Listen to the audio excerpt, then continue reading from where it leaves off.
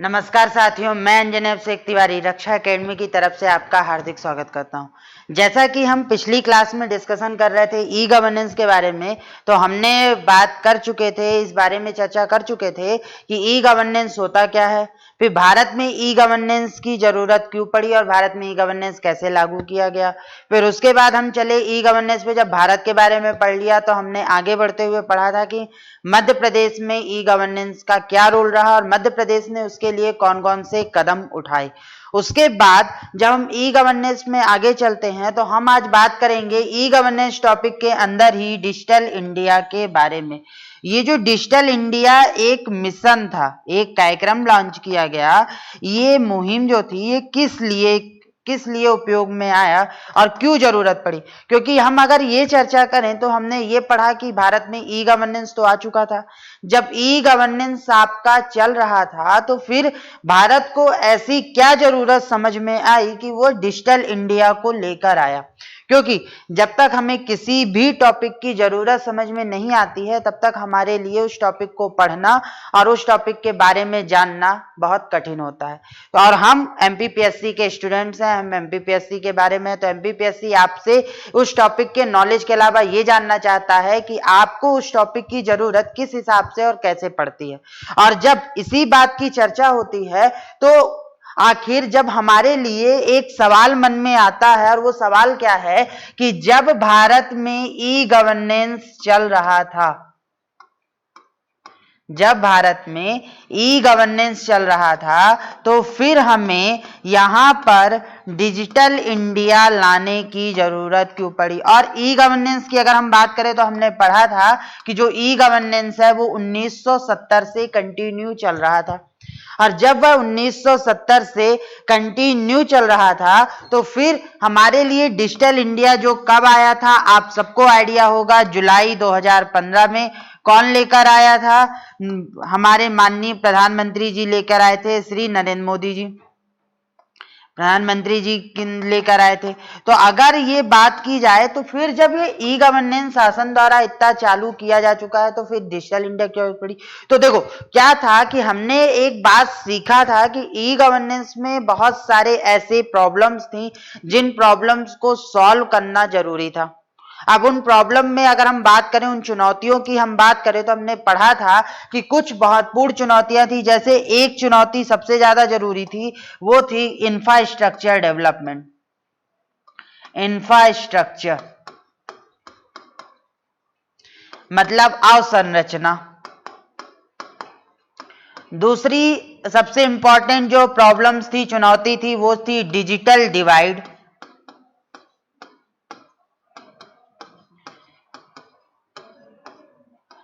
ये जो दो महत्वपूर्ण प्रॉब्लम थी, इन्हीं दो प्रॉब्लम को सोचकर हमने डिजिटल इंडिया का एक कॉन्सेप्ट बनाया, जिसमें अब हम बात करने जा रहे थे कि डिजिटल इंडिया में क्या क्या चीजें हम इन पे सुधार करेंगे और इनके सुधार करते हुए हम आगे बढ़ेंगे। तो अगर मैं बात करूं इंफ्रास्ट्रक्चर की, तो आखिर अवसंरचना में क्या क्या चुनौतियां थी। देखो क्या था कि आज भी भारत के हर गांव इंटरनेट माध्यम से नहीं जुड़े हैं।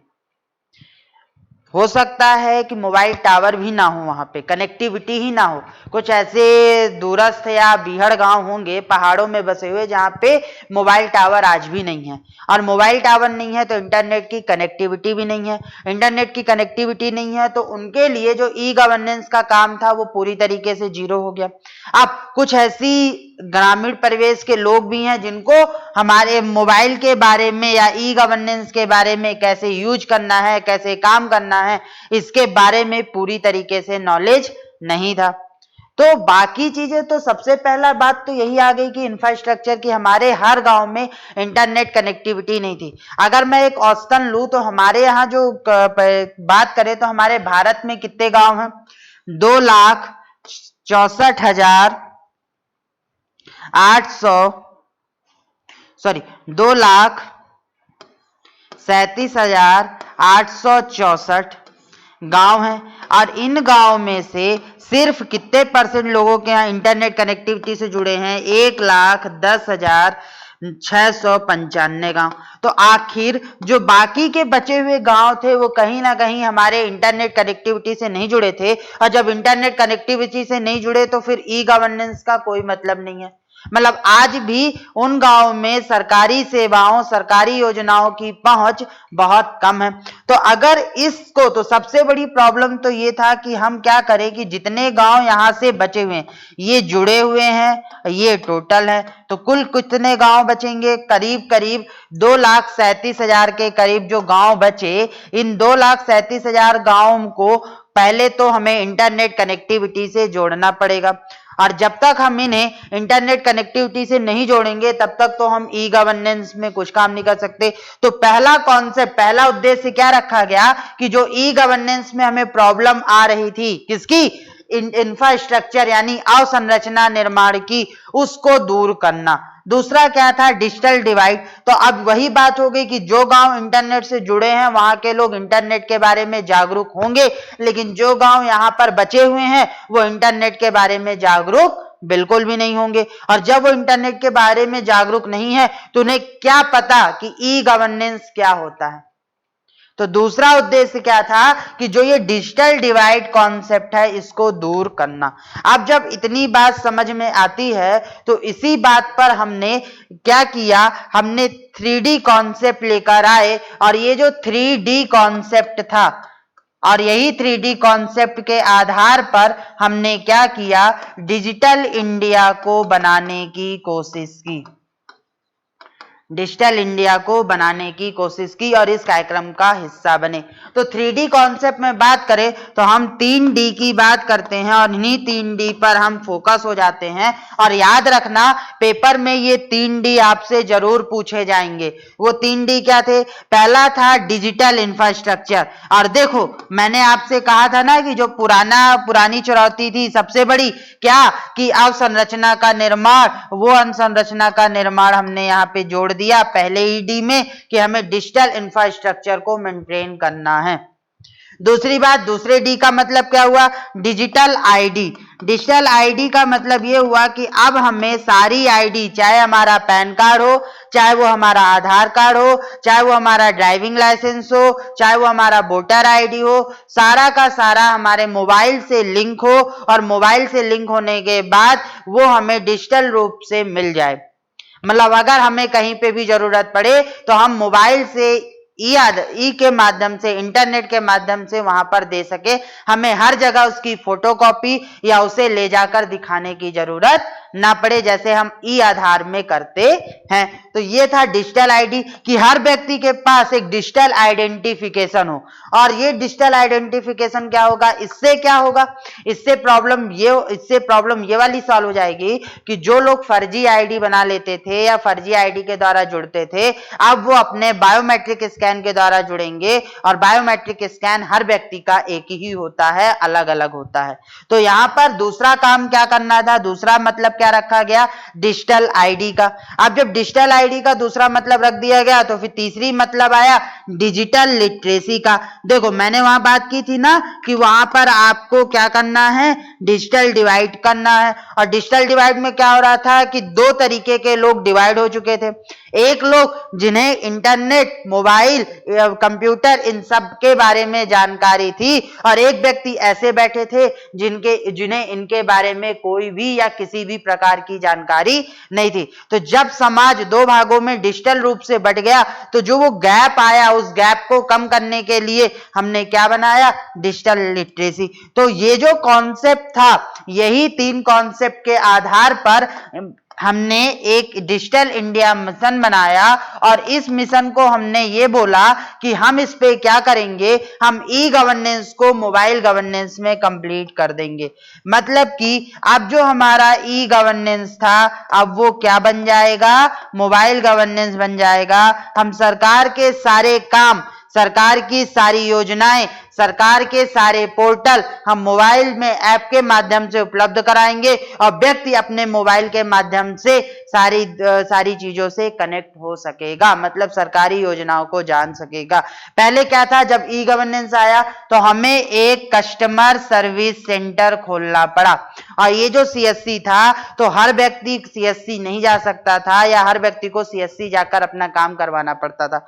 अब आपको वो सारी सूचनाएं जो यहां मिलनी थी वो कहां मिलने लगी, आपके मोबाइल पे मिलने लगी। और आज की डेट पे ऐसा है कि हर व्यक्ति स्मार्टफोन रखता है, और जब स्मार्टफोन रखता है तो उसके लिए ई गवर्नेंस को यानी मोबाइल गवर्नेंस को समझना और आसान हो गया, चीजों को जानना और भी अच्छा हो गया।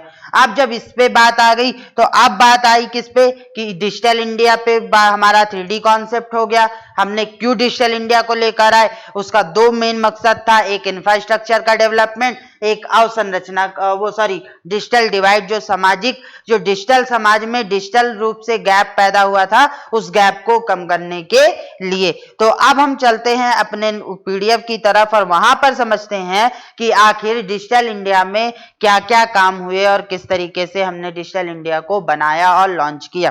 तो जब हम अब चर्चा का विषय हमारा क्या है, डिजिटल इंडिया है, तो डिजिटल इंडिया में जब हम आते हैं तो सबसे पहला काम क्या होता है डिजिटल इंडिया का कि मोदी सरकार की एक महत्वाकांक्षी परियोजना में से एक था डिजिटल इंडिया कार्यक्रम, जिसे 1 जुलाई 2015 को लॉन्च किया गया था। और यह एक प्रकार का अम्ब्रेला प्रोग्राम है। अम्ब्रेला का मतलब यह होता है कि आपको एक जगह पर सारी चीजें मिल जाएं। जैसे मैंने एमपी ऑनलाइन पोर्टल पर बताया था कि आपको सरकार की जितनी भी योजनाएं या सरकार के जितने भी विभाग हैं, उनकी जितनी भी इंपॉर्टेंट वेबसाइट हैं, वो सब एक जगह मिलती हैं आपको एमपी ऑनलाइन। मतलब आपको याद क्या रखना है, एक साइट, और उस एक साइट के माध्यम से आपको पूरा का पूरा कनेक्टिविटी बनाकर रखनी है। यही आपका क्या कहलाया था, अम्ब्रेला प्रोग्राम। तो यहां पर भी क्या किया गया कि सरकार द्वारा डिजिटल के क्षेत्र में यानी कि इंटरनेट, मोबाइल कनेक्टिविटी, सरकारी योजनाएं जो ऑनलाइन चल रही हैं, ऑनलाइन जो फंड ट्रांसफर, जितना भी आपका डिजिटल यानी इलेक्ट्रॉनिक्स एंड टेलीकम्युनिकेशन सिस्टम में सरकार डिजिटल रूप से जितना भी काम करती है, वो सभी काम अब एक डिपार्टमेंट के अंतर्गत आ गया। वो डिपार्टमेंट क्या था, डिजिटल इंडिया कार्यक्रम। और इसके लिए सबसे इंपॉर्टेंट एक समिति बना दी गई, और वह समिति क्या थी, वह समिति थी आपकी कौन सी, प्रधानमंत्री की अध्यक्षता में। प्रधानमंत्री की अध्यक्षता में, प्रधानमंत्री की अध्यक्षता में। और जब यह प्रधानमंत्री की अध्यक्षता में बनी तो इसमें क्या क्या किया गया, इसमें कौन कौन से मंत्रालय जोड़ दिए गए। पहला मंत्रालय जोड़ा गया गृह मंत्रालय। गृह मंत्रालय के बाद दूसरा मंत्रालय जोड़ दिया गया, कौन सा, गृह मंत्रालय। गृह मंत्रालय जोड़ा गया। गृह मंत्रालय के बाद आपका इलेक्ट्रॉनिक्स मंत्रालय, मतलब कि DEIT, department of electronics and telecommunication, ये वाला डिपार्टमेंट जोड़ दिया गया। उसके अलावा आपका शहरी एवं विकास वाला मंत्रालय जोड़ दिया गया, शहरी एवं विकास मंत्रालय जोड़ दिया गया। उसके अलावा और कौन सा मंत्रालय जोड़ा गया, कृषि मंत्रालय जोड़ दिया गया। तो इन सभी मंत्रालयों के जो अध्यक्ष और जो सचिव थे, मतलब जो मंत्री थे और जो उसके सचिव थे, मुख्य सचिव थे, वो सब प्रधानमंत्री की अध्यक्षता में डिजिटल इंडिया कार्यक्रम के सदस्य बने और डिजिटल इंडिया कार्यक्रम को सुचारू रूप से चलाने में मदद करने लगे। उन्होंने ही प्लानिंग की। और ये बात आपको याद रखना है क्योंकि आपसे क्वेश्चन पूछा जा सकता है कि डिजिटल इंडिया का जो कार्यक्रम की जो समिति बनाई गई, जो इसके लिए विभाग बनाया गया, उस विभाग के अध्यक्ष कौन होते हैं। तो उसका अध्यक्ष वही होगा जो भारत का प्रधानमंत्री होगा। उसके अलावा अगला काम क्या किया गया, जिसमें मुख्य उद्देश्य क्या था, इसके मुख्य उद्देश्य की बात करें तो इसके भी मुख्य उद्देश्य क्या थे, जिस प्रकार से आपके ई गवर्नेंस के उद्देश्य थे वही थे। और यहां पर जो मुख्य उद्देश्य हमने ट्रिपल डी समझा, वो ट्रिपल डी भी यहां पर लागू होता है। पहला लागू क्या हो गया, ट्रिपल डी का पहला मतलब क्या था, D for digital infrastructure, again D for digital ID, again D for digital literacy. तो ये जो बात थी यही थी। अब इसमें क्या किया गया, जो पहला डिजिटल आधारभूत संरचना का निर्माण करना, मतलब सभी गांवों, सभी पंचायतों, सभी चीजों को आधारभूत रूप से किससे जोड़ देना, डिजिटल रूप से कनेक्ट कर देना। मांग पर, जरूरत पड़ने पर सरकारी सेवाओं को इलेक्ट्रॉनिक रूप से आम जनता तक पहुंचाना, कि वही कि मोबाइल के माध्यम से सारी जानकारी, जो भी सुविधाएं हैं वो सब आम जनता तक पहुंचा देना। जिसका अभी एक आप बहुत अच्छा एग्जाम्पल देखे होंगे कि जब से कोविड-19 शुरू हुआ तो हमें सारी योजनाएं, सारी चीजें कहाँ मिलने लगी, वो सारी की सारी चीजें मिलने लगी कहां पर, आपको जाकर मोबाइल पर, आपके मोबाइल पर। दूसरी बात, नागरिकों का डिजिटल सशक्तिकरण। और डिजिटल सशक्तिकरण क्या होगा, नागरिकों को डिजिटल आईडी दी जाएगी, नागरिकों के सारे काम डिजिटली रूप से संपन्न हो सकें, इस पर विचार किया जाएगा। दूसरी बात, उनको मोबाइल, जिनके पास इंटरनेट, जिन गांवों में इंटरनेट कनेक्टिविटी नहीं है उनको इंटरनेट कनेक्टिविटी प्रोवाइड की जाएगी। लोगों को, ज्यादा से ज्यादा लोगों को डिजिटल रूप से कनेक्ट किया जाएगा। और इसी डिजिटल रूप में कनेक्ट करने के लिए हमने क्या किया था, बैंकिंग ट्रांसफर करने के लिए हम क्या लेकर आए थे, प्रधानमंत्री जनधन योजना। हम क्या लेकर आए, आधार कार्ड को हर जगह लिंक करवाना, हम मतलब सरकार लेकर आई।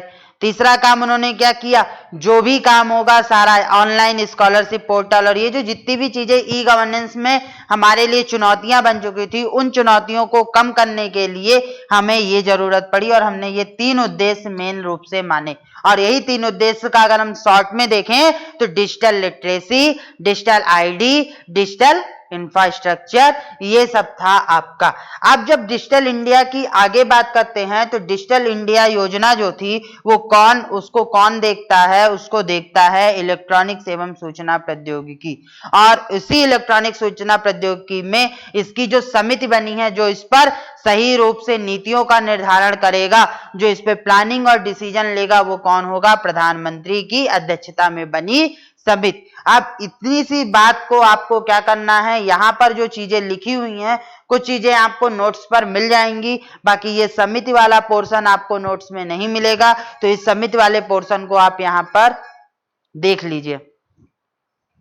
तब फिर हम आगे चलते हैं और आगे बात करेंगे कि और क्या क्या चीजें हैं डिजिटल इंडिया में। आज हम इस लेक्चर में पूरा डिजिटल इंडिया कंप्लीट करेंगे। अगले लेक्चर में जब हम आएंगे तो अगले लेक्चर में हम बात करेंगे भारत सरकार द्वारा जितनी भी जरूरी पोर्टल्स और एप्स लॉन्च किए गए हैं 2020, 2018, 2019 में, उन सभी पोर्टल और ऐप पर बात करेंगे। और जो छूटेंगे उस पर आप विचार करोगे। मैं आपको एक ओवरव्यू 40 से 50 पोर्टल्स का दे दूंगा जो कि पेपर के हिसाब से बहुत महत्वपूर्ण है।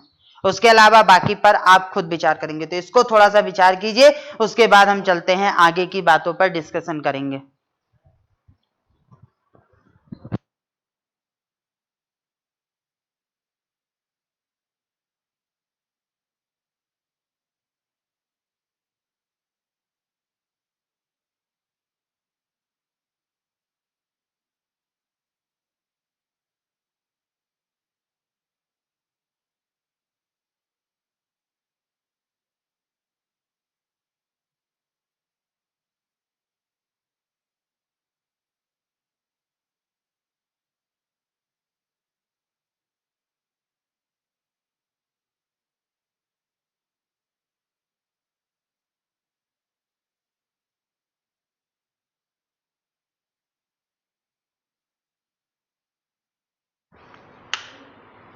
अब आपने इस पर विचार तो कर लिया होगा। अब आगे चलते हैं और देखते हैं कि क्या क्या बातें हो सकती हैं इसमें। और अब आगे चलते हैं तो आगे हम बात करते हैं कि जो हमारा डिजिटल इंडिया था, इस पे हमने क्या किया। देखो यहाँ पे लिखा हुआ है डिजिटल इंडिया की जो सुधार, डिजिटल इंडिया का जो शुरुआत हुई थी, वो शुरुआत हुई थी कब, जुलाई 2015 में। याद रखना, आपसे पेपर में क्वेश्चन पूछा जा सकता है।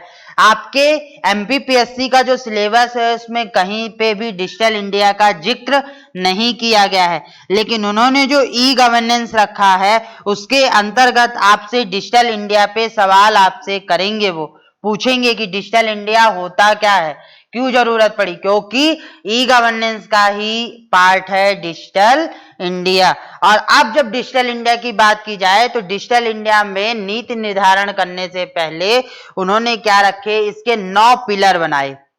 9 पिलर क्यों बनाए? इस 9 पिलर की जो बात हम करें तो इस 9 पिलर के आधार पर ही वो डिजिटल विकास करना चाहते थे। जैसे आपसे मैं एक एग्जांपल दूं कि हमारा जो घर होता है, जब हम घर का निर्माण शुरू करते हैं तो उस घर का निर्माण करने से पहले हम उसकी नींव बिछाते हैं, उसके पिलर बनाते हैं।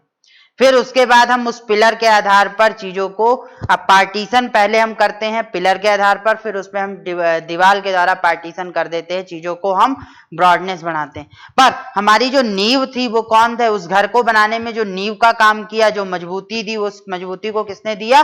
पिलर ने। तो वही चीज यहाँ पर थी कि किसी भी योजना को बनाने के लिए जो उसका नींव तैयार किया जाता है, जो उसका आधार तैयार किया जाता है, वो आधार सबसे ज्यादा महत्वपूर्ण होते हैं। और इसी योजना में सबसे ज्यादा आधार जो प्रोवाइड किया गया वो 9 स्तंभ थे। उन्हीं 9 स्तंभ के आधार पर हमने डिजिटल इंडिया का विकास शुरू किया।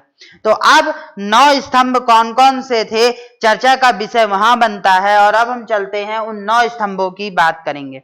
आप जब 9 स्तंभ की बात करते हैं तो पहले हमें डिटेल में जानने से पहले हम जान लें कि वो 9 पिलर कौन कौन से हैं।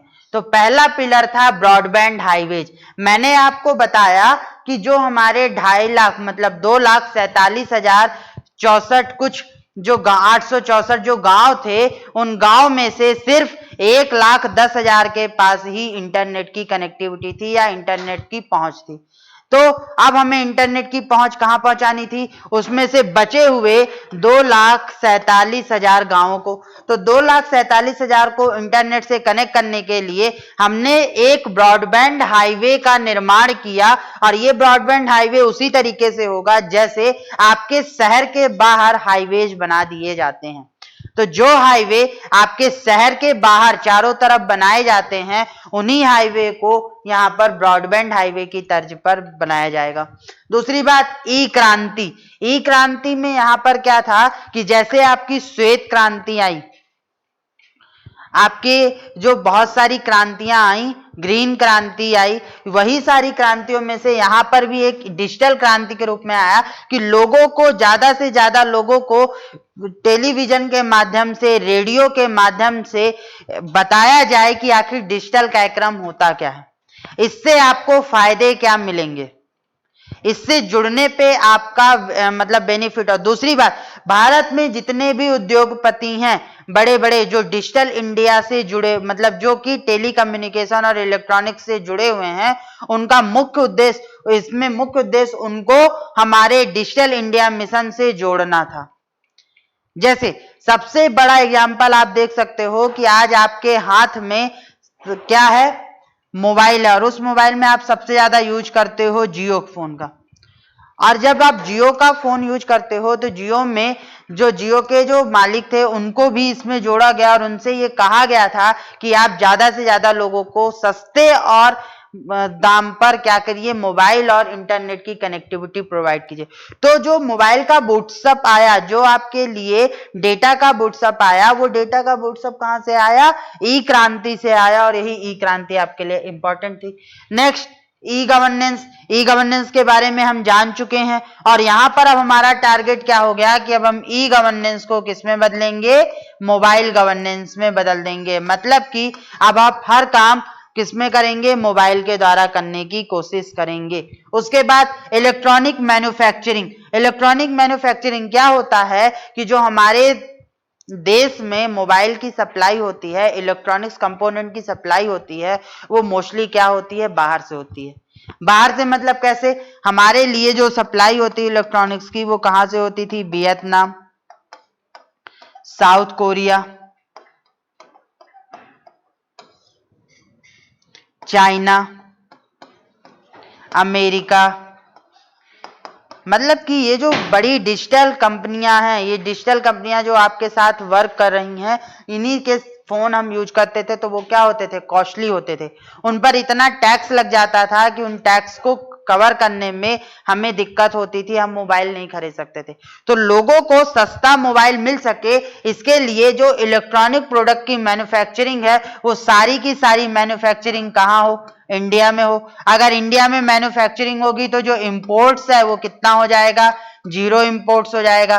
जीरो इंपोर्ट्स हो जाएगा तो जो मोबाइल आपको 15,000 का मिलता था वो मोबाइल की कीमत अब कितनी हो जाएगी? 10 से 11,000। तो आपको अच्छे, बढ़िया और टेक्नोलॉजी रूप से जो मोबाइल मिलेंगे वो बहुत ज्यादा सस्ते मिलने शुरू हो जाएंगे।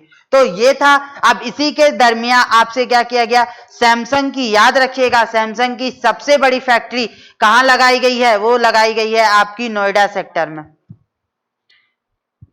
और दूसरी बात, आपकी जो एप्पल की जो सबसे बड़ी कंपनी लॉन्च हो रही है वो कहां हो रही है?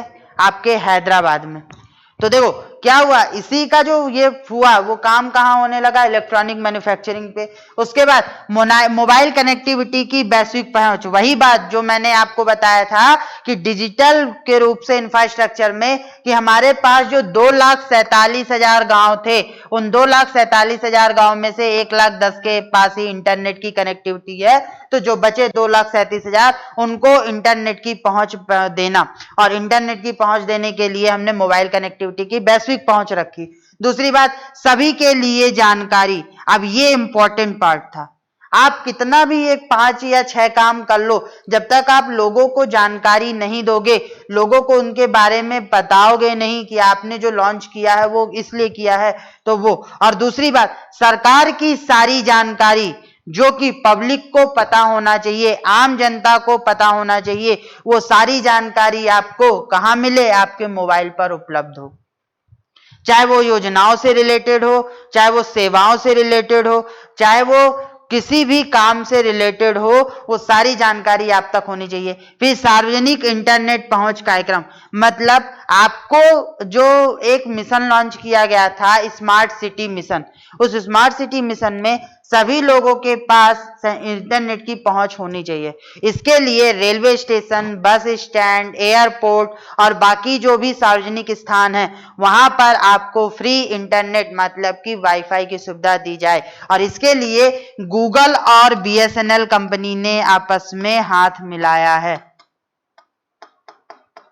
गूगल और बीएसएनएल कंपनी ने फ्री वाईफाई सेवा देने के लिए आपस में हाथ मिलाया है। और यह भी क्वेश्चन आपके प्री में पूछा जा सकता है कि बीएसएनएल ने किस कंपनी के साथ मिलकर, मतलब किस मल्टीनेशनल अंतरराष्ट्रीय कंपनी के साथ मिलकर सार्वजनिक इंटरनेट पहुंच कार्यक्रम की शुरुआत की है और फ्री में वाईफाई सुविधा देने की प्लानिंग की है। और यही चीज थी क्या? सार्वजनिक अर्ली हार्वेस्ट प्रोग्राम। अब ये अर्ली हार्वेस्ट प्रोग्राम क्या होता है? हार्वेस्ट मतलब क्या होता है? खेती करना। जब आपको किसी खेत में बुवाई करनी होती है, मतलब कोई फल बोना होता है, तो उसका 2 से 3 बार उसके पहले उस खेत को तैयार किया जाता है।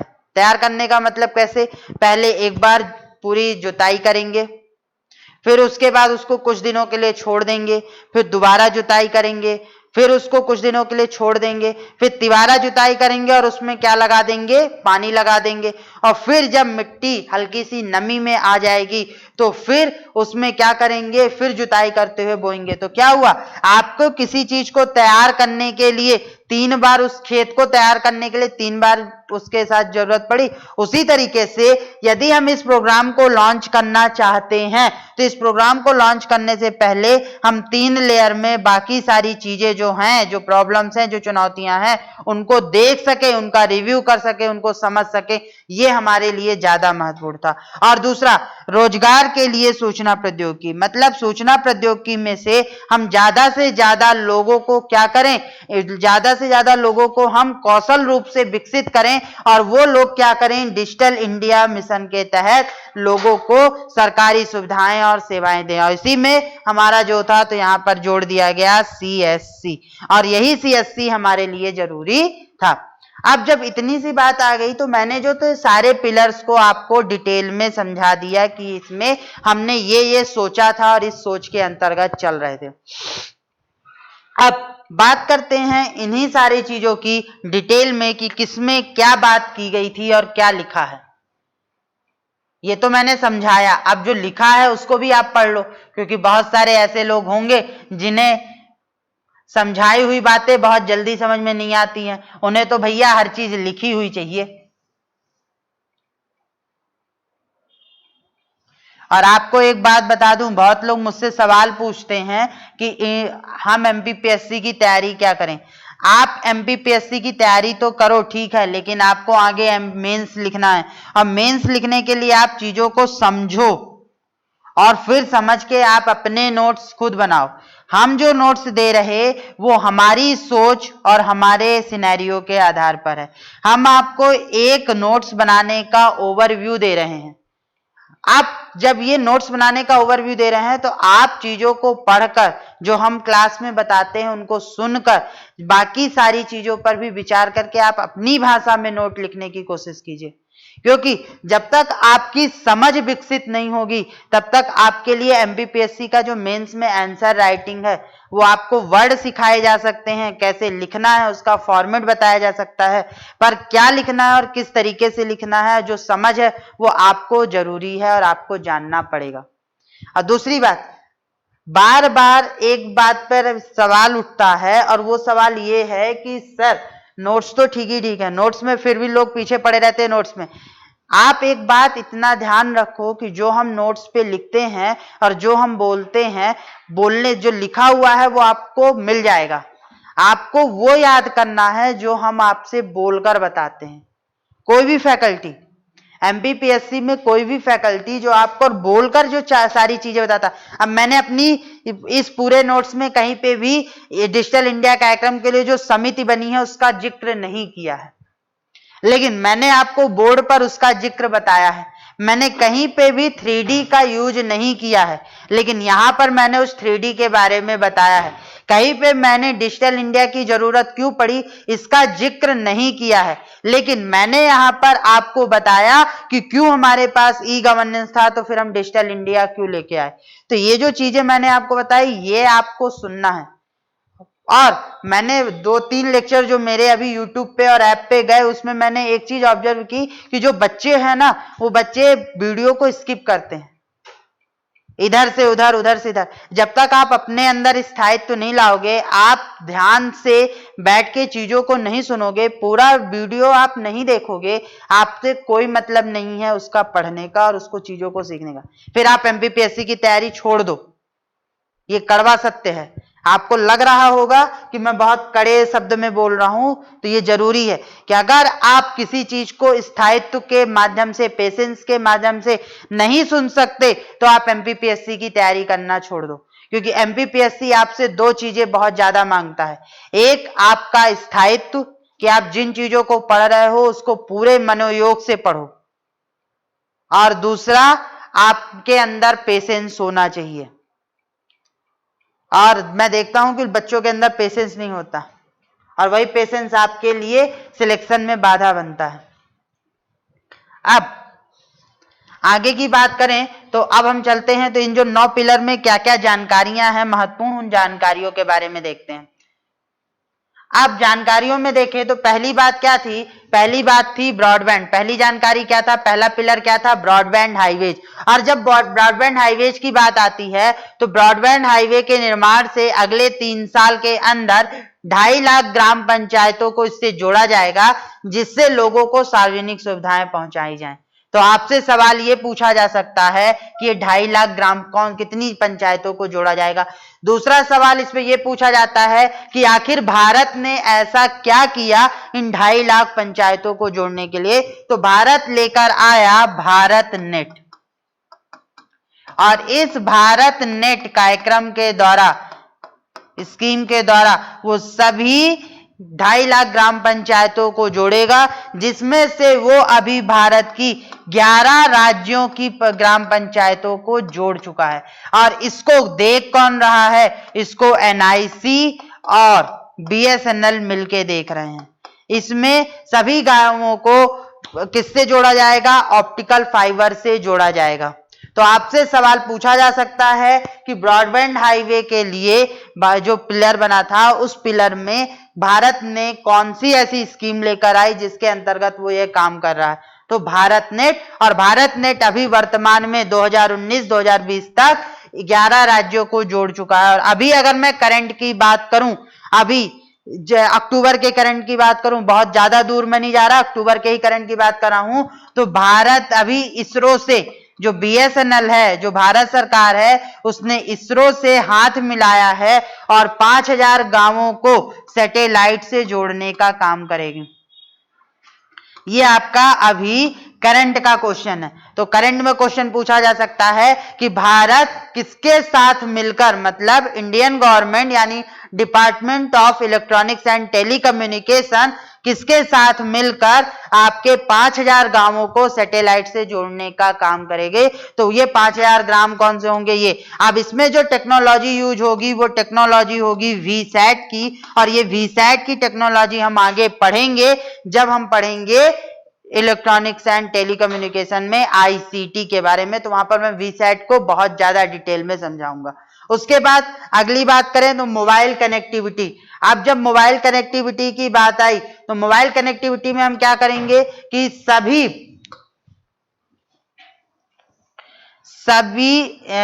के लिए, तो मोबाइल संपर्क सुविधा सुनिश्चित करने के लिए हम यूनिवर्सल सर्विस ऑब्लिगेशन फंड का गठन किया। मतलब कि सभी एक फंड बनाया गया और उस फंड के तहत सभी कंपनियों को और सभी जो राज्य हैं उनको पैसा दिया जाएगा कि वो अपने राज्य में मोबाइल कनेक्टिविटी को बढ़ा सकें। और दूसरी बात, मोबाइल टावर लगाने के लिए जो प्रॉब्लम्स आती थी, छोटी छोटी जो प्रॉब्लम्स होती हैं पर्यावरण से रिलेटेड, रेडिएशन से रिलेटेड, इन सभी चीजों का जो कागजी कार्रवाई होती है उस कार्रवाई को कम करने के लिए डायरेक्टली उसे डिजिटल इंडिया से जोड़ दिया गया। ये बात फंड का गठन। तो इसमें आपसे यूनिवर्सल सर्विस USOF इसका फुल फॉर्म पूछ सकता है। तो U से यूनिवर्सल, S से सर्विस, O से ऑब्लिगेशन और F से फंड। ये क्वेश्चन आपसे इस पे फुल फॉर्म पूछा जा सकता है। दूसरी बात, सार्वजनिक इंटरनेट पहुंच कार्यक्रम। राष्ट्रीय ग्रामीण इंटरनेट मिशन के तहत आपको सभी गांवों को किसमें दिया जाएगा? सर्विस सेंटर की स्थापना की जाएगी। और वो सर्विस सेंटर कौन से होंगे? कस्टमर सर्विस सेंटर होंगे, और इन्हीं सर्विस सेंटर के माध्यम से आपको सारी डिटेल दी जाएगी। उसके बाद ई गवर्नेंस, ICT के जरिए सरकार के कामकाज को सुधारना, प्रक्रिया को सरल करना,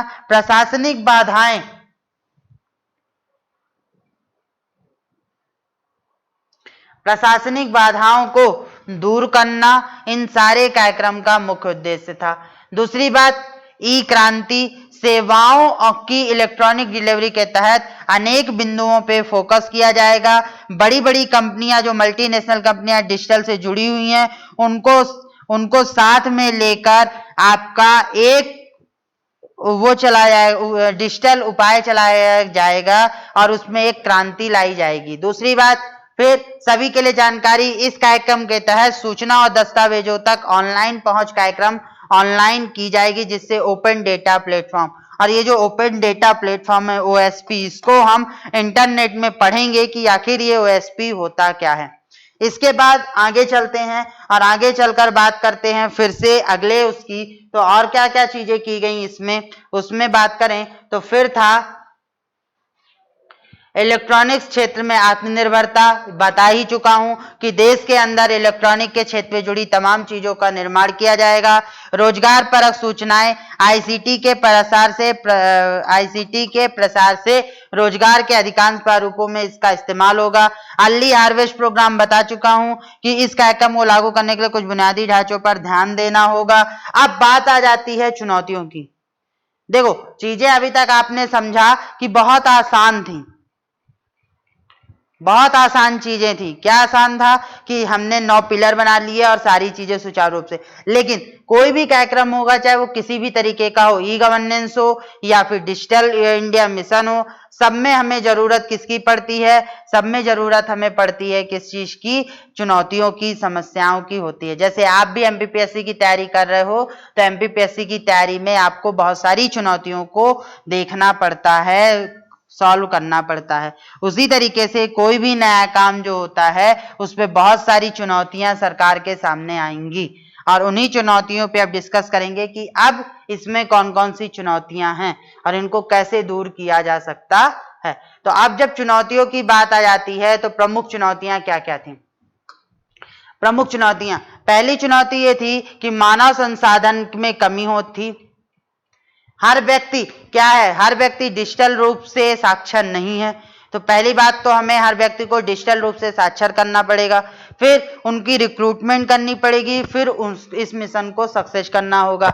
सार्वजनिक पुस्तकालयों और शिक्षा के आधुनिकीकरण की आवश्यकता, हमें ऐसे पुस्तकालय और शिक्षा का आधुनिकीकरण करना होगा जिसमें हम लोगों को बचपन से ही digital India, mobile, e governance और बाकी चीजों के बारे में सिखा सकें। तो वो हो गया। आधारभूत ढांचे की आवश्यकता, हमें सभी डिजिटल इंडिया मिशन को लागू करने से पहले सभी गांवों को इंटरनेट कनेक्टिविटी से जोड़ना पड़ेगा, एक बेसिक स्ट्रक्चर बनाना पड़ेगा जिससे हमारा मिशन सुचारू रूप से चल सके। फिर ग्रामीण आबादी को डिजिटल रूप से सक्षम बनाना, सबसे इंपॉर्टेंट और सबसे बड़ा चुनौती कि ग्रामीण आबादी को डिजिटल रूप से साक्षर बनाना, क्योंकि यहाँ पर डिजिटल रूप से ग्रामीण आबादी को साक्षर बनाने के लिए हमें कड़ी चुनौती है, क्योंकि लोग क्या होंगे, ग्रामीण लोगों के पास इंटरनेट की या कंप्यूटर की पहुंच इतनी नहीं है, और जब पहुंच नहीं है तो आप उसको वो उतना जानकारी भी नहीं है। अब जानकारी नहीं है तो वो उनके बारे में जब जानकारी नहीं है तो वो डिजिटल रूप से क्या होगा, साक्षर नहीं है। और जब साक्षर नहीं है तो उन्हें तो पहले सक्षम बनाओ कि भैया आप मोबाइल पर सारी चीजें देख सको, सीख सको, कर सको। आज भी बहुत सारे लोग हैं जो ऑनलाइन गैस की बुकिंग भी नहीं कर पाते, फोन से नहीं कर पाते, तो डिजिटल इलेक्ट्रॉनिक रूप से कैसे करेंगे? बहुत सारे लोग ऐसे होते हैं, आपके ही घर परिवार में होंगे ऐसे जो पुराने लोग जो कि दादी बाबा या नाना नानी जिनको डिजिटल रूप से कोई भी मदद नहीं होगी, उन्हें कुछ भी नहीं पता होगा और वो किसी ना किसी पर आश्रित होंगे। तो पहला कि उन्हें ये सारी चीजें सिखाई जाए, क्योंकि हम कितनी भी स्कीम ला दें, अगर उन्हें इसका नॉलेज नहीं है तो वो क्या करेंगे? कुछ नहीं कर सकते। तो ये बात हो गई।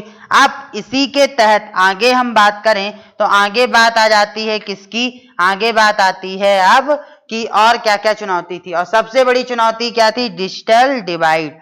ये डिजिटल डिवाइड ज्यादा बड़ी वाली चुनौती थी, क्योंकि इससे तो निपटना सबसे बड़ा था, क्योंकि समाज दो भागों में बंट चुका था। एक भाग था जो डिजिटल रूप से साक्षर है, जिसे सारी चीजों की जानकारी अच्छे से है, और एक डिपार्टमेंट या एक भाग ऐसा था जो कि डिजिटल रूप से साक्षर नहीं था। तो अब जब दो भाग बन गए तो और उन दोनों भाग के बीच में इतनी बड़ी गहराई थी, खाई थी, कि उस खाई को पाटना सबसे ज्यादा होता, और यही एक सबसे बड़ी इंपॉर्टेंट चुनौती थी। अब डिजिटल प्रणाली के तहत, अब इस डिजिटल इंडिया के तहत कुछ महत्वपूर्ण लक्ष्य निर्धारित किए गए। पिछले डिजिटल इंडिया कब आया था? 2015 में, और आज क्या चल रहा है? 2020।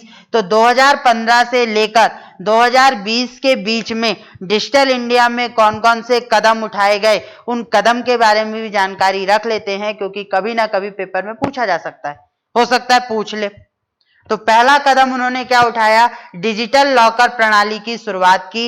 इसके तहत हर बैंक में डिजिटल लॉकर खोला गया, हर सरकार ने डिजिटल लॉकर खोला, जहां पर आप क्या कर सकते हो, अपने सारे डॉक्यूमेंट गवर्नमेंट के वहां पर डिजिटल रूप से स्टोर कर सकते हो, और वो आपकी डिजिटल आईडी, डिजिटल सिग्नेचर के माध्यम से क्या होंगे? ओपन होंगे, बायोमेट्रिक के द्वारा ओपन होंगे। डिस्कस टू डू डिसिमिनेट, इसका मतलब क्या था? किसके लिए हमने mygovernment.in एक प्लेटफॉर्म लॉन्च किया, और इस प्लेटफॉर्म में हमने क्या किया? सारी चीजों का डिस्कशन रखा, सारे सुझाव मांगे गए, सारी चीजें की गई, और सारे पोर्टल जो भी सरकार द्वारा बनाए गए उन सभी पोर्टल्स को mygovernment.in में जोड़ दिया गया। जैसे MP ऑनलाइन था वैसे ही mygovernment.in था, और इसके लिए एक ऐप भी बनाया गया था, वो हम आगे पढ़ेंगे। उमंग, मोबाइल में उमंग ऐप है जिसपे सारे ऐप कनेक्ट होते हैं। सारे सरकार द्वारा जितने भी ऐप बनाए जाते हैं अलग अलग योजनाओं में, उन सभी योजनाओं के जो ऐप है उनको किस में जोड़ा गया? उमंग में, और वेबसाइट में mygovernment.in में। आधार प्रमाणिकता का उपयोग सबसे ज्यादा करने लगे। अब हर जगह हर चीज को आधार से लिंक किया जा रहा है, जिससे कोई भी डेटा फर्जी ना हो। जैसे अभी आपने सुना होगा पैन कार्ड, वोटर आईडी, आपका जो लैंड का रिकॉर्ड है उसको भी आधार कार्ड से, आपका जो बैंक का अकाउंट है उसको भी आधार कार्ड से, मतलब सारी चीजें जो थी वो किससे जोड़ दी गई, आधार कार्ड से। उसके बाद ई हॉस्पिटल, जो भी आपके हॉस्पिटल था, पहले क्या होता था जो गवर्नमेंट हॉस्पिटल है वहां पे आपको जाके नंबर लगाना पड़ता था, लाइन लगाना पड़ता था, जैसे बड़े गवर्नमेंट हॉस्पिटल जो एम्स वगैरह हैं। अब क्या किया गया कि ई हॉस्पिटल एप्लीकेशन लॉन्च कर दिया गया, जिससे आप ऑनलाइन घर पर बैठे अपॉइंटमेंट ले सकते हो और फिर तय अपॉइंटमेंट के आधार पर जाके आप मिल सकते हो, जिससे आपका क्या होगा, समय की बचत होगी। तो तीसरा काम क्या कर दिया गया, तीसरा नहीं सॉरी पांचवा काम क्या कर दिया गया, डिजिटल हॉस्पिटल एप्लीकेशन लॉन्च कर दिया गया। एक मिनट, फिर ई हॉस्पिटल, फिर आपका दूसरा क्या किया गया, नेशनल स्कॉलरशिप पोर्टल। अब जब नेशनल स्कॉलरशिप पोर्टल, तो अब जो भारत सरकार या राज्य सरकार द्वारा जितनी भी स्कॉलरशिप दी जाती है वो सभी स्कॉलरशिप को किससे जोड़ दिया गया, एक पोर्टल बनाकर जोड़ दिया गया। अब बच्चों को बार बार स्कूल या कॉलेज के चक्कर नहीं लगाने पड़ेंगे, वो साइबर कैफे या ऑनलाइन बैठ के अपना स्कॉलरशिप का फॉर्म भर सकते हैं और उनका स्कॉलरशिप डायरेक्टली उनके अकाउंट पे ट्रांसफर की जाएगी। डिजिटलाइज इंडिया प्लेटफॉर्म बनाया गया, जहां पर आप अपने सारे सुझाव, सारी जानकारी और सारी चीजें सरकार से ले सकते हो।